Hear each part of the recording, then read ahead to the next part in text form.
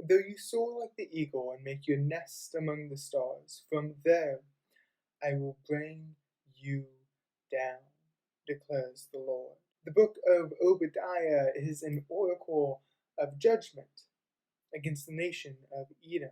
Edomites are descendants of Esau, and Israelites are descendants of Jacob.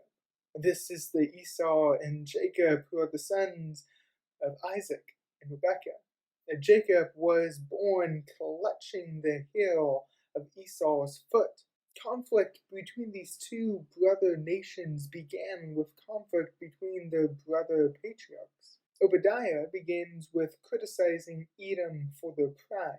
Edom's high view of themselves is poetically expressed by the physically high living places among the mountains. God's judgment is meant to humble them. God tells Edom, the pride of your heart has deceived you. Edom's allies and friends will turn against them. The wise men and warriors will not be able to save them from God's judgment. When robbers come into the city, they will be able to take as much as they want. Edom believes that they are wise and strong and that through their own power they can stand.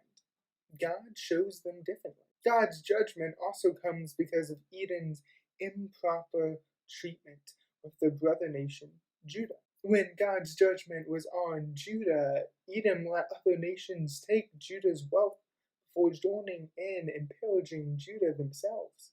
Obadiah speaks against taking advantage of the vulnerable by taking wealth by force. Edom took advantage of Judah when Judah needed their help.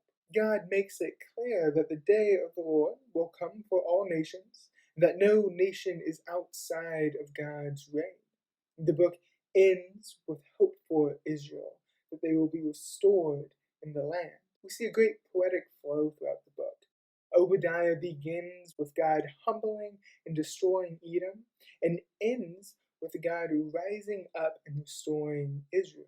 It is God's right to bring down and raise up nations.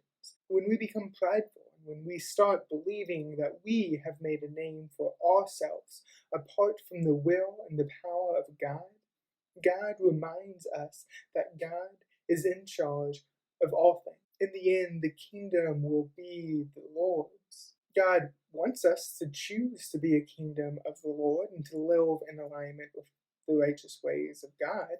But when we choose to be a kingdom of ourselves and to live in opposition to God's ways, then we bring about the judgment of God on ourselves. Obadiah's warning about pride echoes into our churches today. Edom's pride was believing that they had built themselves up apart from God. As a church, we are tempted to believe that we are better than others because we stand alongside of God.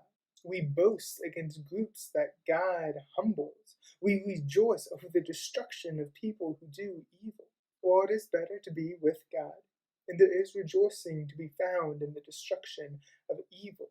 To boast about being better than people, or to rejoice over the destruction of people, is not in alignment with the righteous ways of God. Our role is to help bring people to God and to bring restoration and healing to people who find themselves in the midst of destruction.